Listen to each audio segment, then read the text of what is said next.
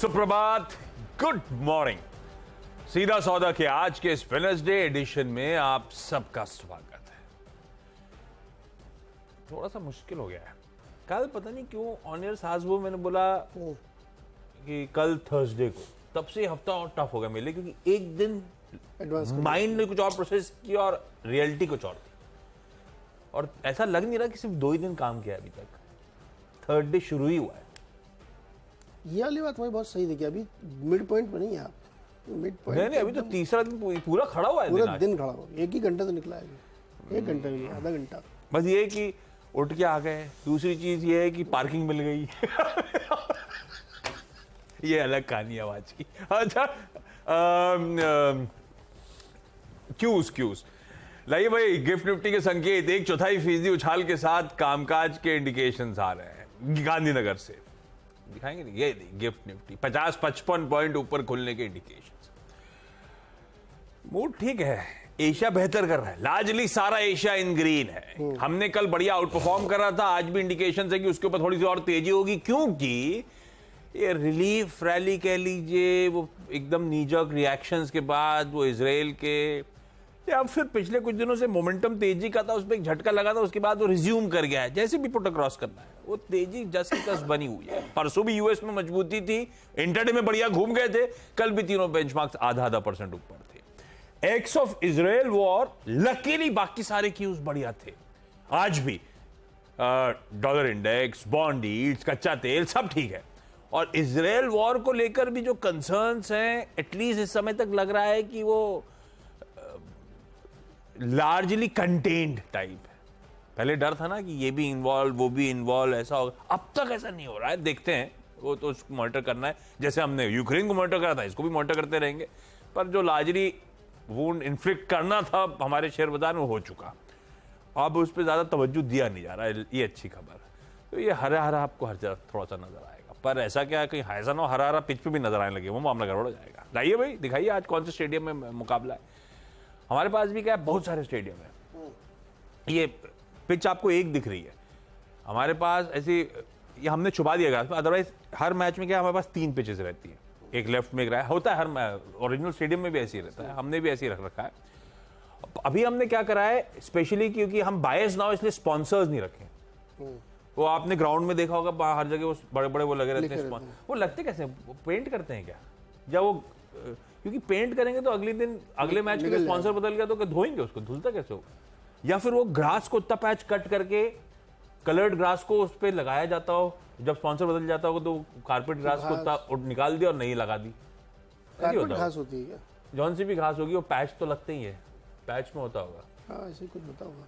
Actually stadium जाना पड़ेगा देखने के लिए। खैर हमारे हमने अनबायस्ड है। अभी क्या, अब मान लो पेप्सिको को ले लेते स्पॉन्सर के तौर पे, तो फंस जाता। फिर वरुण बेवरेज हमने सब एकदम क्लीन रखा है, कोई स्पॉन्सर नहीं। इंतजार करने में बड़ा वाला आएगा एनुअल डील के साथ।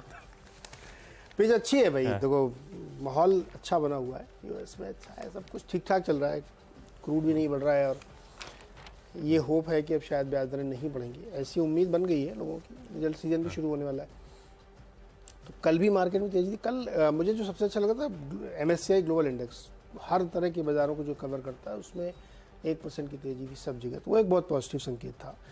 प्लस जिस तरीके से अपने भारत की वेटेज बढ़ाया उन्होंने कि जीडीपी अच्छा ग्रो करेगी, 6.3% वर्ल्ड बैंक, ये सब बहुत पॉजिटिव संकेत होते हैं। सबसे इंपॉर्टेंट फैक्टर क्यूज़ यही होते हैं ग्लोबली। अगर आपको जीडीपी का अपग्रेड मिल जाए, बहुत बड़ी चीज़ होती है वो। तो इसीलिए तेज़ी बनी हुई है लगातार। 30 दिन S&P में तेज़ी, लगातार ग्लोबल इंडेक्स में तेज़ी, तो माहौल अच्छा है, तेज़ी वाला माहौल है। इसलिए पिच रिपोर्ट मैंने कहा कि कड़ी रखो, आज न मार पाओ तो आपकी गलती है।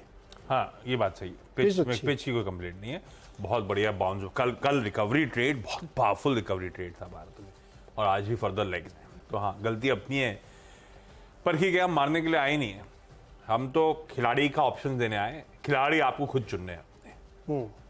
तो आज जो रिजर्व सारे खिलाड़ी मिलाकर जो है वो प्रेजेंट कर देता हूं। पहला रखा है बैंक ऑफ बड़ौदा। वो कहते ना, सिर मुंडाते ही ओले पड़े। अब इनके साथ पहले क्या हुआ, एकदम से सब अच्छा चल रहा था, बैंक के लिए, सरकारी बैंक के लिए इनका क्वार्टरली अपडेट आपको याद होगा आया था, एकदम पस्त अपडेट आया, एकदम मूड बिगड़ गया, कमजोर था। उसके बाद कल परसों किसी दिन आपने फाइनेंशियल्स की एक रिपोर्ट हाईलाइट करी थी, उसमें बैंक ऑफ बड़ौदा के वैल्यूएशंस को लेकर कंसर्न्स आ गए इस बीच, कल ही तो सुबह की शायद चर्चा थी। और आज फिर प्रॉब्लम आ गई। इनका रेगुलेटर है reserve bank of India. Reserve bank of India ने कहा है कि भाई फर्दर नए ग्राहक इनके जो मोबाइल ऐप है, प्लेटफॉर्म है बॉब वर्ल्ड, उस पर ऑनबोर्डिंग नहीं हो सकती, स्टॉप कर दी गई, रोक लगा दी गई। होगा कोई एप्लीकेशन में दिक्कतें आ रही होंगी, उनको प्लग इन करने की जरूरत होगी, तो इनके लिए है तो खबर बुरी। अब इनके लिए कितना प्रोमिनेंट है, जैसे एचडीएफसी बैंक के साथ ऐसे हुआ था, उनके ऐप में भी इश्यूज आए थे, आपको याद होगा, तो उन पे भी ऑनबोर्डिंग पर रोक लगी थी।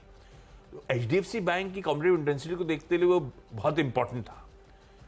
मुझे नहीं पता बॉब वर्ल्ड कितने क्लाइंट्स उसके बिना बैंक ऑफ बड़ौदा में अकाउंट ना खोलें, ये वो, खैर वो इफ्स एंड बट्स, लेकिन खबर बुरी है और मुझे लगता है इसको आज लाल ले जाए। इसकी एक बोर्ड मीट है फंड रेजिंग पर उस फंड रेजिंग वाली बोर्ड मीट में कुछ नहीं है, वो लॉन्ग टर्म बॉन्ड्स के थ्रू फंड रेजिंग होनी है, क्योंकि वो इंफ्रास्ट्रक्चर, अफोर्डेबल हाउसिंग की फाइनेंसिंग के लिए लॉन्ग टर्म बॉन्ड जारी करने पड़ते हैं, पैसा उठाना पड़ता है, वो उसके लिए बोर्ड मीट है। ये ऐप वाला डेवलपमेंट इंटरेस्टिंग है। हालांकि बैंक ऑफ बड़ौदा का कल क्लैरिफिकेशन नहीं कहूंगा, इनका अपडेट आया था कि भाई वो जो गैप्स की बात हो रही है उसे हम प्लग इन करने की प्रक्रिया ऑलरेडी शुरू कर चुके हैं, तो वो अब कोशिश कर ही रहे होंगे ऑब्वियसली बॉब वर्ल्ड को दुरुस्त करने की, जो आरबीआई की कंप्लेंट्स होंगी या प्रॉब्लम एरियाज होंगे। लाल रखा है लेकिन इस स्टॉक को बीओबी को। दो और स्टॉक्स अब इसमें बहुत मीनिंगफुल नहीं, लेकिन ठीक है, बिरला कॉर्प के लिए खबर तो बुरी ही है। सतना मध्य प्रदेश के जो ऑफिस ऑफ कलेक्टर है उसने पेनल्टी ऑर्डर दिया है 8.42 करोड़ रुपीस का, ये कहते हुए कि अपनी कैप्टिव माइन से इन्होंने एक्सेस प्रोडक्शन करा लाइमस्टोन का। मामला पुराना है, बहुत पुराना है मेरे ख्याल से, और ये तब हुआ था जब इन्होंने एनवायरमेंटल क्लियरेंसेस नहीं लिए थे, तो विदाउट ऑब्टेनिंग एनवायरमेंट क्लियरेंसेस सब करा गया था, इसीलिए पेनल्टी लगती हुई। बिरला कॉर्प को लाल रखा है, कंटेस्ट कर रहे होंगे शायद, ये करेंगे जो भी है, लेकिन बिरला कॉर्प इस अपडेट पे तो रेड है। एनसीएल इंडस्ट्रीज उसके सामने Q2 अपडेट है और डिसेंट से Q2 अपडेट है। साल दर साल 9% सीमेंट प्रोडक्शन वो चाल है, डिस्पैचेस दरअसल 11% का इंप्रूवमेंट दिखाते हुए, वो क्वांटम जो है वो आपकी स्क्रीन पे उस पर नहीं जा रहा हूं, ईज के लिए हरा रखा है स्टॉक को। 3 में पड़ गए वेरी क्विकली, जल्दी हो गया क्या? उससे जल्दी निपटाते हैं फटाफट। अच्छा, एमसीएक्स वाली खबर आप ऑन एंड ऑफ सुन ही रहे थे कि आज होगा कल होगा, कल वो आई खबर कि 16 अक्टूबर से ये लागू हो जाएगा, जो नया वाला टीसीएस ने जो उनके लिए एक प्लेटफॉर्म बनाया है वो लागू हो जाएगा और ऑनलाइन हो जाएगा, और सेबी ने इनको अप्रूवल भी दे दिया है, तो इसलिए इसको ग्रीन में रख सकते हैं। हालांकि कल 1% ऊपर था, और इसके अगेंस्ट में 360 मून्स को रेड में रखिए, क्योंकि उनका वो जो प्लेटफॉर्म है वो अब यूज़ नहीं होगा। तो ये इन्हीं खबर के बीच में दोनों ही स्टॉक मोमेंटम था, तो दोनों रखिएगा। तीसरा है फाइन ऑर्गेनिक्स। अब देखिए, बहुत सारी खबरें नहीं थी, लेकिन इसमें एक खबर निकल के आई कि इन्होंने एक अपनी सब्सिडरी क्रिएट की है, fine organic industries SEZ India, यानी वहाँ काम करेंगे जहाँ पे थोड़े से टैक्स लिबराइजेशन होते हैं, तो उसको ध्यान में रखते हुए मुझे लगता है कि एक इंटरेस्टिंग डेवलपमेंट था फाइन ऑर्गेनिक में, तो इसको यहाँ पे रखना चाहिए। चौथा ही बता दें क्या? टाइटन आपकी मर्जी। टाइटन ने कल कंसीडर किया है कि वो एनसीडी के जरिए प्राइवेट प्लेसमेंट करेंगे। 17 अक्टूबर पे इस पे फैसला होगा। मेरे को फंड रेज की खबरें अच्छी लगती हैं, ग्रोइंग कंपनी में फंड रेज, QIP अलग है, नई फैक्ट्री खोली, इस तरीके की चीजें। एक्चुअली ज्यादातर कंपनीज भर भर के फंड रेजिंग करेंगे। अरे ये बहुत आज कितनी सारी बोर्ड मीट लगी है फंड रेजिंग पर। ये अगर लॉजिकली ये भी दिखा रहा है कि कैसे एक प्राइवेट केपेक्स पिकअप होने की तैयारी हो रही है, सब फंड रेज कर रहे हैं, कोई अपना नया प्लांट एस्टैब्लिश कर रहा है, कोई अपने प्लांट की फंड करना चाहता है, कोई ग्रोथ केपेक्स उठा रहा है, बाजार अच्छा उसका फायदा बुना रहे हो अलग बात है, लेकिन सबके सब ग्रोथ केपेक्स के लिए पैसा उठा रहे हैं ज्यादातर कंपनी। एग्जैक्टली, तो ये अच्छी खबर है। मुझे लगता है कि जैसे आपने ध्यान दिया होगा, 2-3 कंपनियों ने इक्विटी के थ्रू रेज किया, डेट नहीं लेना मेरे को, और आज भी बहुत सारी मीटिंग बोर्ड मीट 3-4 साल की व्यवस्था कर ली उन्होंने, ये बहुत अच्छा संकेत है। तो खैर 4 हो गए मेरे। वीनस पाइप्स एंड ट्यूब्स बहुत तेजी हुई थी, पर इक्विटी स्ट्रॉन्ग करेक्शन भी हो रहा है। इसमें एक लार्ज रेट में आर्बिट्राज फंड घुसा था, BNP पारिबा, इसने 3.25 लाख शेयर्स के आसपास कल बाजार में बेच दी, 1234 के आसपास। उसके बेचने के बाद जरूर स्टॉक हरकत में आया था, लेकिन मैं मानता हूं, मुझे लग ऐसा रहा है, बेचा भी है, स्टॉक डाउन चैनल पे भी चलने लगा है। रेड रखते हैं आज की ट्रेडिंग सेशन के लिए, पर आपसे वॉच आउट करिएगा। आर्बिट्राज अपॉर्चुनिटीज जब हो जाती हैं, आर्बिट्राज अपॉर्चुनिटी फंड घुसता है, फायदा उठा के निकल लेता है, इसका डायरेक्शनल कॉल होता नहीं है कुछ। तो ये कहना गलत होगा कि वीनस पाइप्स के लिए बुरी खबर है, अच्छी खबर है। फिर भी फंड की बिकवाली के चलते मैं सिर्फ रेट रख रहा हूँ। EIH एसोसिएटेड होटल्स ऐसे ही बहुत अच्छे मूव्स के बाद थोड़ा सा करेक्टिव फेज में, और कल खबर आई कि इसके शिव शंकर मुखर्जी साहब जो है वो चेयरमैन और डायरेक्टर थे कंपनी के, उन्होंने कल ही अपडेट आया कि कल ही इस्तीफा दे दिया है। चेयरमैन साहब रिजाइन कर रहे हैं, रेड रख दिया EIH। हालांकि होटल्स तो खैर अलग ही मूड माहौल में चल रहे हैं, लेकिन रेड रखा है स्टॉक को। एक स्टॉक और रेड रखा है, पर रेड से आप इसको कुछ कि शॉर्ट पे जाना है या फिर आज बिकवाली होगी उस तौर पे नहीं, पर कुछ चीज हाईलाइट करनी थी मुझे, इसीलिए मैं TCS को रडार पे रख रहा हूं। हम लोग जरा सा थोड़ा सा ध्यान से अप्रोच करेंगे TCS के नंबर्स को। TCS का स्टॉक ये ध्यान रखिएगा अपने हाईस पे आके खड़ा हो गया, ईयर हाई, ऑलमोस्ट ईयर हाईस पे खड़ा हुआ इस समय भी। पता नहीं स्ट्रीट किस चीज पे बेट ऑन कर रहा है, क्योंकि कल अपडेट भी दे रहा था मैं, Q2 के जो नंबर्स आने लार्जली एक्सपेक्टेड है फिर से बहुत फीके नंबर्स होंगे। 1% से नीचे की ग्रोथ आनी है Q on Q, और ये तीसरा क्वार्टर हो जाएगा जब 1% की ग्रोथ तक ये कंपनी मैनेज नहीं कर पाई है, और इस बार यही एक्सपेक्टेड है। तो आई एम श्योर Q2 पे तो स्ट्रीट बेट नहीं कर रहा। तो दूसरी चीज जो लोग कह रहे थे कि FY25 की रिकवरी, तो एनवायरमेंट एटलीस्ट अब तक जो रिपोर्ट्स पड़ी उसमें नहीं। JP मॉर्गन की मैंने इंस्टाग्राम वगैरह पे सब पे रिपोर्ट हाईलाइट करी थी, अपडेट शेयर किया था, प्रेजेंट किया था, तब उनके सारे चैनल चेक से इंडिकेट कर रहे थे कि भाई साहब एनवायरमेंट पिछले रिजल्ट सीजन के सामने और इस रिजल्ट सीजन में दरअसल उतना पॉजिटिव नहीं है। तो इसका मतलब थोड़ा सा डिटोरिएट हुआ है एनवायरमेंट, चैनल चेक्स उनके ये कह रहे हैं। ज्यादातर वर्टिकल्स में दिक्कतें बढ़ी रही हैं। तो फिर स्ट्रीट FY25 के आउटलुक में ऐसा TCS आके क्या कह देगा कि FY25 का आउटलुक जबरदस्त है, और आई एम श्योर अगले क्वार्टर की भी पिक्चर हेजी होगी, उसके आगे तो ये भी नहीं बता सकते। तो FY25 की कोई क्लैरिटी आनी है, I doubt. Large deal wins थी, हाँ इन्होंने भी जीती थी JLR से, इन्होंने भी यूके की नेस्ट से लार्ज डील जीती थी, पर बीच की रिपोर्ट सब हाईलाइट कर रही है कि लार्ज डील जो है वो कट थ्रोट कंपटीशन से आ रही है। कट थ्रोट कंपटीशन से मतलब बेसिकली आप मार्जिन के वनस्पत ग्रोथ को तवज्जो दे रहे हो, तो ऐसा नहीं है कि मार्जिन इंप्रूवमेंट होने लार्ज डील से। बहुत सारे इफ्स एंड बट्स हैं, ऐसे मैं चलता चलेगा तो बहुत सारे बता सकता हूं आपको, तो थोड़ा सा कॉशियस रहिएगा। ऐसा क्या आने वाला आज रिजल्ट्स में, आई डाउट कि जिससे सारे चाक्षु खुल जाएंगे सबके कि IT FY25 में रिकवरी करेगा। हाँ एक बायबैक है, लेकिन बायबैक ने पिछली बार भी स्टॉक को संभाल नहीं पाया था, तब वो 4500 का बायबैक था। तो बायबैक अपनी जगह ठीक है, पर बायबैक के एंटिसिपेशन में आज खरीद के बैठ जाऊं वो गलत है। तो मैं खैर अपना पक्ष रखा है, इसमें कोई ट्रेड नहीं है आपके लिए। आज शाम को बाजार बंद होने का रिजल्ट आएंगे, हमसे स्मार्ट लोग इसके ऑलरेडी स्ट्रैटेजीज बना के बैठे होंगे। क्या एक ही प्राइस पे 2 बाईबैक आएंगे? 4500 पे फिर से हो सकता है, शायद इसी भाव के आसपास था जब पिछली बार बायबैक अनाउंस हुआ था, हो सकता है। और क्वांटम भी शायद वही हो, 18-20 हजार करोड़ से ज्यादा आ नहीं सकता। खैर आप सिर्फ वॉच आउट करिएगा, मैंने तो सिर्फ रख दिया कुछ पॉइंट्स, हमें थोड़ा सा वॉचफुल रहना, माइंडफुल रहना है। ओके अगले 2 स्टॉक फटाफट। वेस्टकॉन इंजीनियरिंग 262 करोड़ का contract bridge and roof corporation से, ध्यान रखिएगा इसको, कल एक्सचेंज भी दिया। 6वां स्टॉक वरुण बेवरेजेस, मैंने आपसे बताया कि पेप्सिको ने अपना ग्लोबल अपडेट दिया कि इंडिया में उनका जो डबल डिजिट ग्रोथ उन्होंने हासिल की है। हालांकि जो नॉन एरेटेड वाले खाने पीने के सामान बनाते हैं उसमें तो अच्छी ग्रोथ नहीं आई है, लेकिन कोल्ड ड्रिंक में डेफिनेटली आई है, और इंडिया उनका सबसे तेज़ी से बढ़ता बाजार है। तो वरुण चूंकि उनके बॉटलर, इसलिए इसको ध्यान में रख सकता है। चलिए 6 हो गए, फटाफट एक छोटा सा ब्रेक के बाद अगले 4 स्टॉक्स।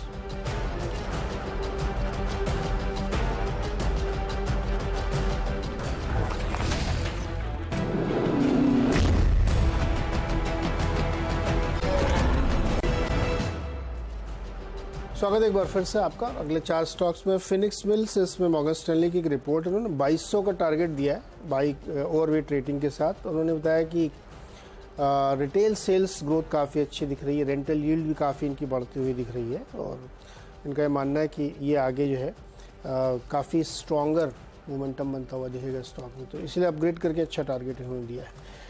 ONGC और OIL को ग्रीन में रखिए। ONGC को इसलिए लिया कि CLSA ने इंडिया अपग्रेड की रिपोर्ट निकाली, बेसिकली पूरे उस पर रिपोर्ट है।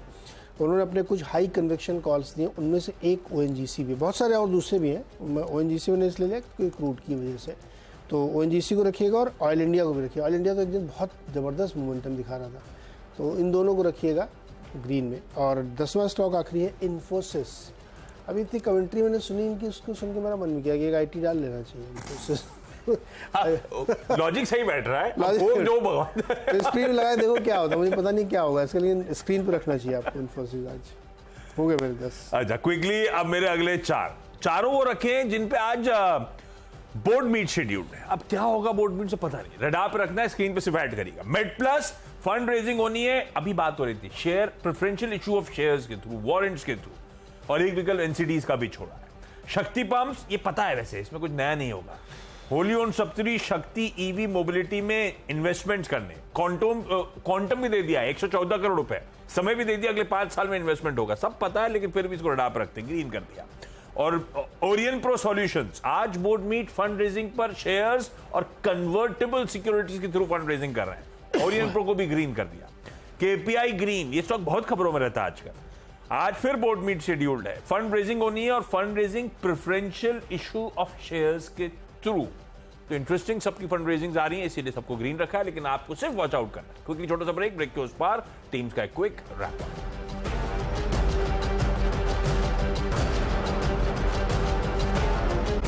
ब्रेक के बाद आपका स्वागत है। 10 की सीधा सौदा की टीम आप लोगों की स्क्रीन पे, सिर्फ वॉच आउट करिएगा भाई। बैंक ऑफ बड़ौदा की दिक्कत वाली खबर, बीओबी का जो ऐप है उस पे आरबीआई ने ऑन बोर्डिंग पे रोक लगा दी है। बिरला कॉप पेनल्टी लगी है इन पर सतना के कलेक्टर द्वारा माइनिंग के इशू को लेकर। एनसीएल इंडस्ट्रीज का Q2 अपडेट आया है, सीमेंट डिस्पैचेस और प्रोडक्शन के नंबर्स डिसेंट है, ग्रीन करा। वीनस पाइप्स में कल बीएनपी पारिबा ने माल छोड़ा, वैसे भी स्टॉक थोड़ा सा करेक्टिव फेज में लग रहा था, इसीलिए रेड कर दिया। ईआईएच एसोसिएट्स भी लाइकवाइज, यहां पे चेयरमैन साहब ने कल इस्तीफा दे दिया। टीसीएस को रेड रखा है, लेकिन आप सिर्फ वॉच आउट करें, आज का स्टॉक इन फोकस है। बाजार बंद होने के बाद शाम को नतीजे आने, कुछ कंसर्न्स मैंने मेंशन करे थे, इसलिए मैं सिर्फ लाल लेके चल रहा हूं। नॉट नेसेसरली स्टॉक आज लाल रहेगा क्योंकि बायबैक का तड़का एडेड है। मेड प्लस, शक्ति pumps, Orion pro, KPI green, सबकी बोर्ड मीट शेड्यूल्ड है, सबकी फंड रेजिंग पर है। शक्ति पंप्स बस अपनी एक सब्सिडी में इन्वेस्टमेंट करने की तैयारी कर रहा है, इसलिए इन सबको ग्रीन रखा है। ओके, एमसीएक्स और 63 मून्स रखिएगा, क्योंकि अब 16 तारीख से शायद नए प्लेटफॉर्म पे जा रहे हैं ये लोग। फाइन ऑर्गेनिक ने अपनी एक नई सब्सिडरी क्रिएट की है SCZ में। टाइटन भी फंड रेज की तैयारी कर रहा है। वेस्टकॉन इंजीनियरिंग को एक 262 करोड़ का कॉन्ट्रैक्ट हासिल हुआ है। वरुण बेवरेजेस ने अपडेट दिया इनकी पेरेंट कंपनी ने। पेरेंट क्या मतलब, इनकी जो जिसके लिए काम करते हैं पेप्सिको ने, कि इनका 3rd क्वार्टर उनके हिसाब से कैलेंडर सबसे बढ़िया डबल डिजिट ग्रोथ बेवरेजेस में मिली है। फिनिक्स मिल्स में मॉर्गन स्टैनली की ओवरवेट की रिपोर्ट है, 2200 का टारगेट है। ONGC में CLSA ने टॉप कन्विक्शन कॉल के तौर पे इसको शामिल किया अपनी इंडिया रिपोर्ट में। और OIL भी इसीलिए रखिए क्योंकि क्रूड का इम्पैक्ट इस पे भी आ रहा है। इन्फोसिस को एक रडार पर रखिए, देखिए TCS का रिजल्ट है आज, किस तरह से बिहेव करते हैं IT।